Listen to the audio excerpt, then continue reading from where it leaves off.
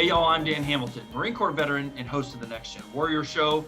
As always, the Next Gen Warrior Show is brought to you by Chairman George P. Bush and our staff at the Texas Veterans Land Board.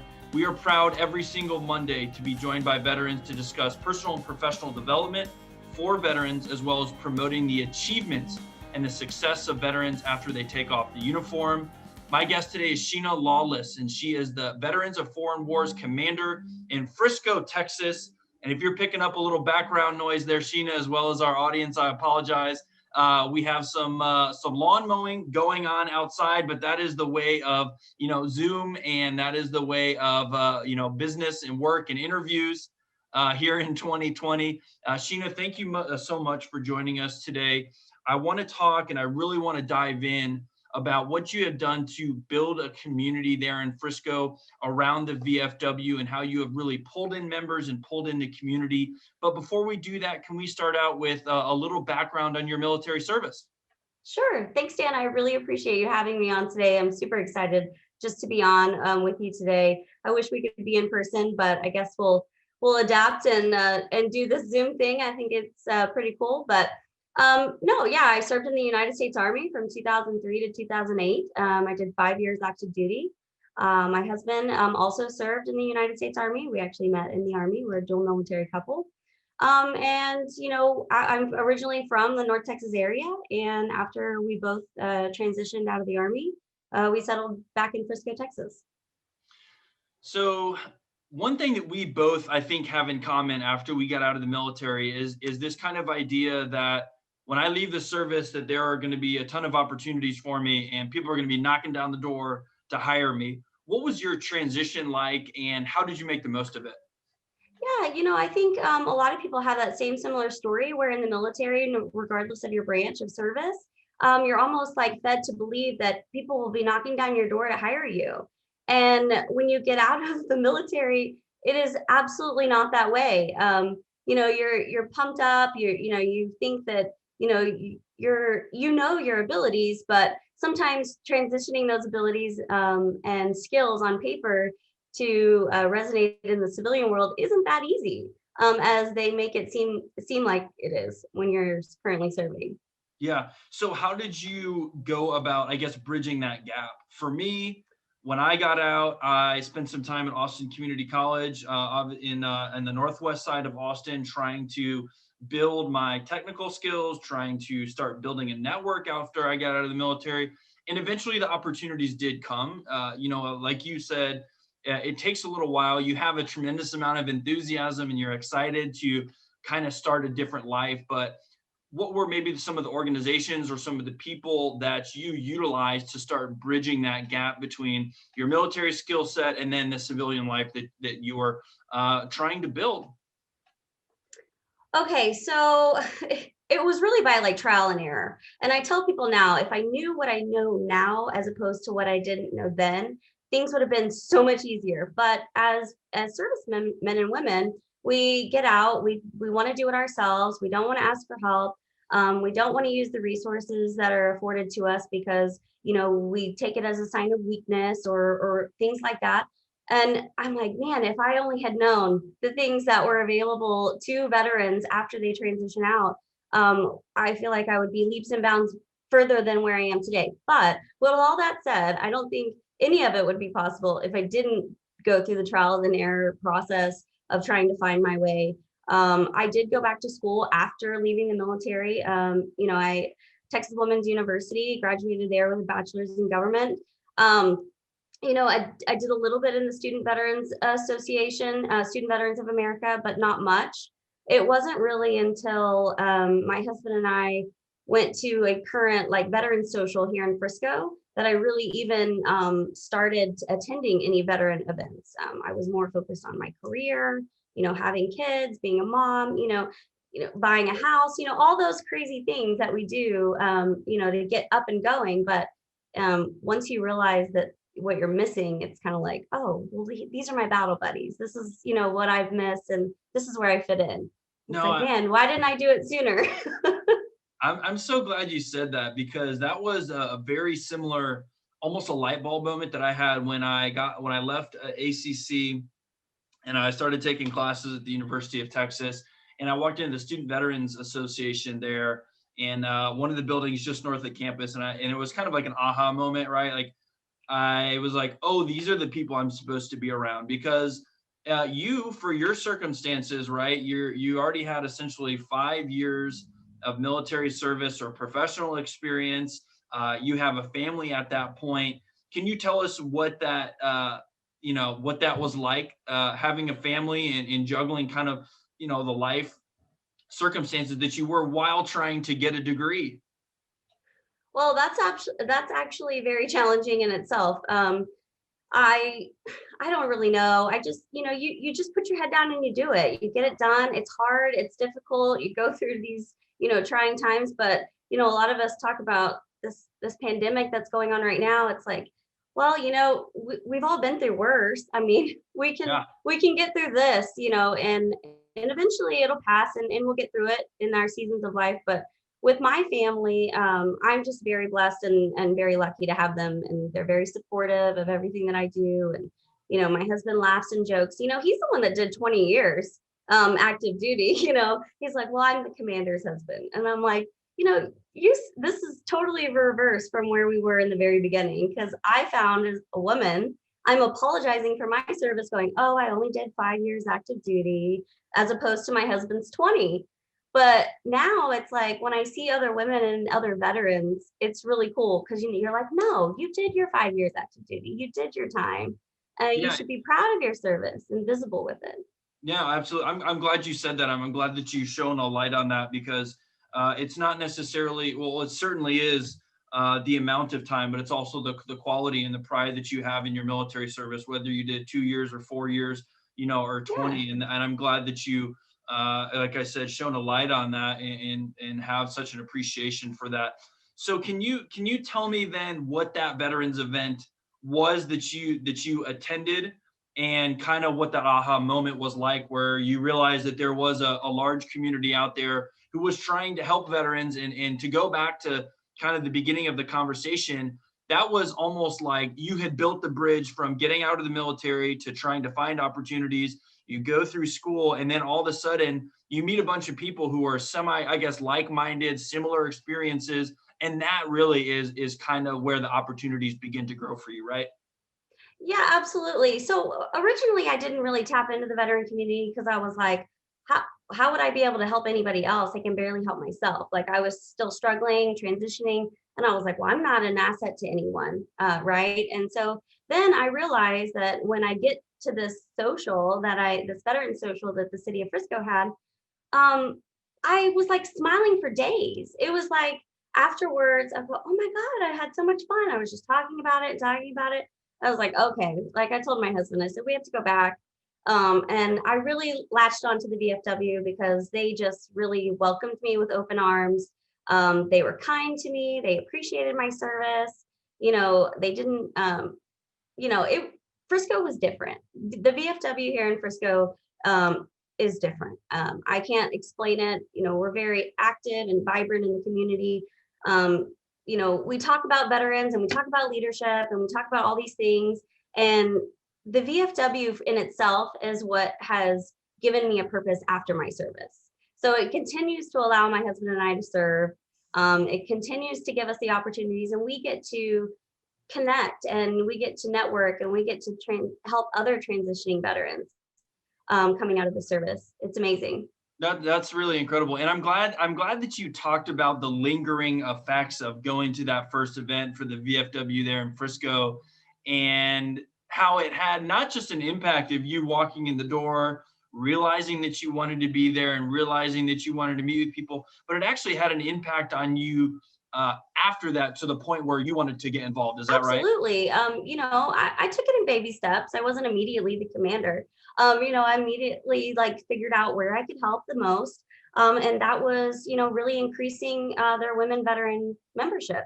I was able to, be out in the community and be visible with my service. And then it encouraged other women to be more visible with their service. And then once you get a few, then they all start coming out of the woodwork. It's amazing. And then now we're sitting at 22% female membership of our VFW, and 50% of our membership is Vietnam era and younger. So when you talk about the perception of veterans and all this, the VFW has this long stigma of, old, bar, Yep. smoky, was Yep. talking war stories. Yep. Um, our thing is rewriting the perception Mhm. because we are completely different than anybody that you've ever encountered. And we don't just tend to stick in Frisco. We help other surrounding communities, and there's members all over that are still members of our post. So, can you tell me a little bit about then the membership growth and what you did in order to try to push that out a little bit? Because you talked about the importance of you bringing in female veterans who are in the area, but well, maybe can you tell us where you started out in the VFW? Because I know that you're the commander now, but what were some things that you identified when you first got there, and then kind of walk us through what you did in order to kind of fill out the community there. It was first with the VFW. I was more like the membership person. I Okay. was, I would go out to different events. I would talk to people about all the VFW programs, and once they realized what it was that we do, then people were signing up. People were, wanting to be a part of the organization. And I tell people all the time, like, you don't have to give like all this time. You give what you can. And so if it's just being a member on the roster, or if it's somebody that comes to like one thing a year, or if you Yep. come to everything, there's a spot for you there because we're a membership driven organization. So once we got our members like, up and going, it was just kind of downhill from there. I mean, people pick and choose what their interests are and what they want to be involved in. Yeah. And So, so that's where I started, the membership. okay, no, that's good to hear. But I'm interested to know too, was the membership aspect, did it come, natural to you? I think that there's maybe folks who are not very good at either asking or creating like that invitation. Hey, come on in. We want you to be here. Did that come naturally to you? And what were sort of the things that that you set up within the community to try to get your friends or family to come out and support the VFW there? Yeah, I would think that it comes naturally to me. I just enjoy it so much in the programs that I just talk about it. And once they realize, I don't intentionally go out to recruit necessarily. Um, I think if your organization is good and you're doing the right things, you'll attract the right people. And for us, we are constantly out in our community. We're visible. People see us. They're like, "Oh, what is that all about?" And then they're Yep. intrigued and they want to know more. And then when they really figure out what it is that we do and the amount of money that we put back into the community and the hours and the volunteer time, they're like, "Oh, I have to be a part of this." So membership is becoming a little bit easier just because as people in the service, for me especially, like I liked being a part of something big. Mm. Like I Yeah. enjoyed being a part of the military, and I knew that I felt a value, like a valuable. Yep. And I think we still have that sense of purpose. And so other members, they're like, "Oh, I want to be a part of something big." And that's the Frisco VFW. Yeah. No, I'm so happy that you talked about that and you brought that up. So once you became the commander there, and I'm interested to know if I can even fast forward you a little bit to 2020. Now that you kind of have the reins there, and you're bringing in people and you're seeing this tremendous growth. I know it must have been a little bit of a setback this year, not being able to meet together, especially around the holidays here. You got the beautiful Christmas tree in the background. And I know this is probably a time of the year, especially with Veterans Day just about a month or so ago. We weren't able to do those things, but what are you looking forward to on the other side of this to be able to bring people together again and really show the VFW support for the community there? Yeah, we've tried. We've had to cancel several events. Our largest fundraiser of the year, we had to cancel. And we've adapted for our online meetings and things like that. But you know, I'm really fortunate to have an amazing team that is able to adapt and overcome those things. Yeah. We were given a mission this year of 2020 that we had no idea what we were doing. I mean, you go your buddy checks and your people and we were calling everybody on the roster, and we were making sure everybody was okay, and we were doing those grocery store runs and those pharmacy runs and things, delivering food. I mean, it was just different, but I was glad that we had such an amazing team that thinks outside of the box like that.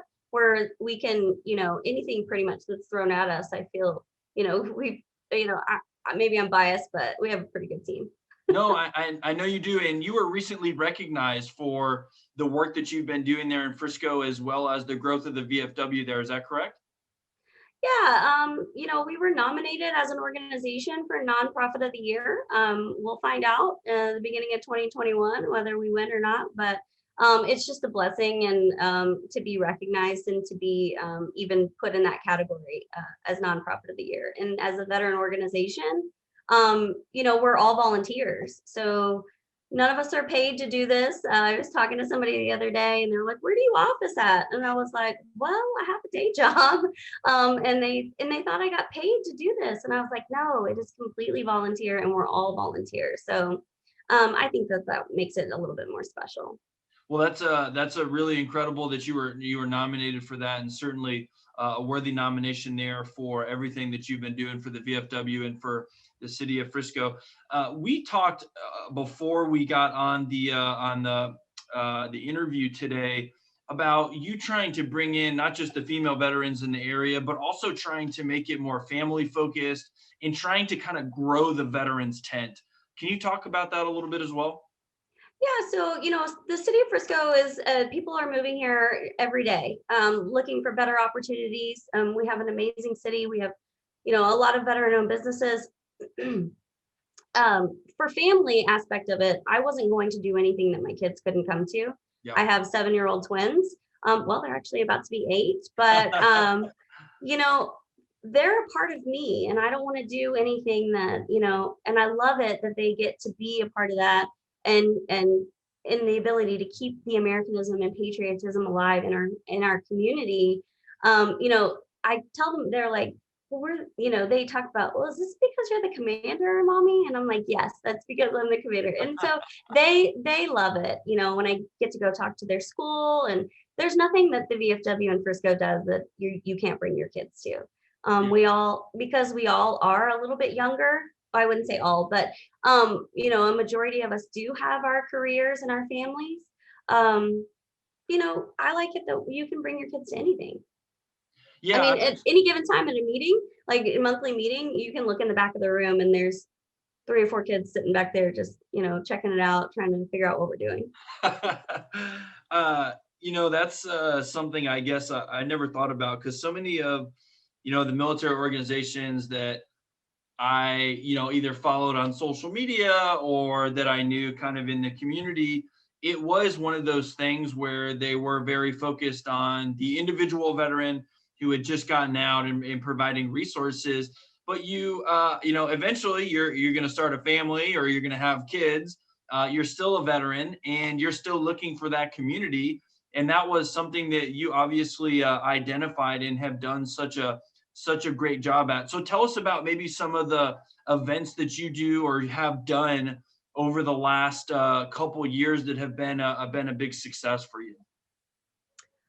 So as far as events go, one of the most, I think the one that my favorite was in September of last year. We did the POW MIA Candlelight Remembrance. It was focused on the recognition day of our POW and MIA. Prisoner of war and missing in action. We actually had Colonel Bernard Talley, come and speak to us that evening. And it was a really, really moving and somber, but like meaningful ceremony.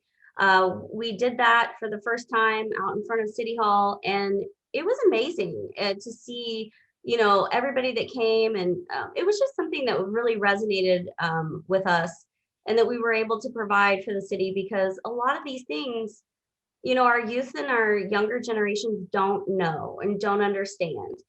Just last week, I was at an event and we had set up the POW MIA table. And the highlight of my night was there's 2 little girls, and they were asking me about all the things on that table and what they represented. And to be able to explain that to our youth today is, you can't replace it. So that was one of the ones that was most memorable for me.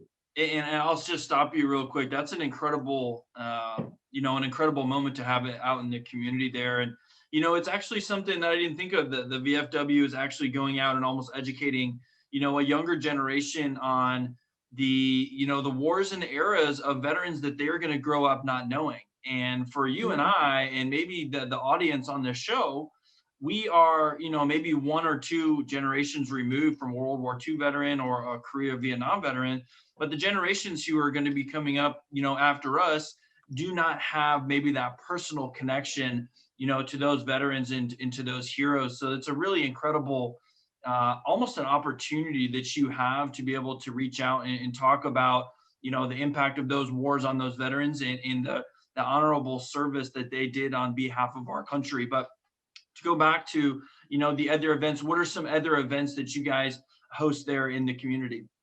So in May, we do a Memorial Day event every year. In November, we do a Veterans Day event.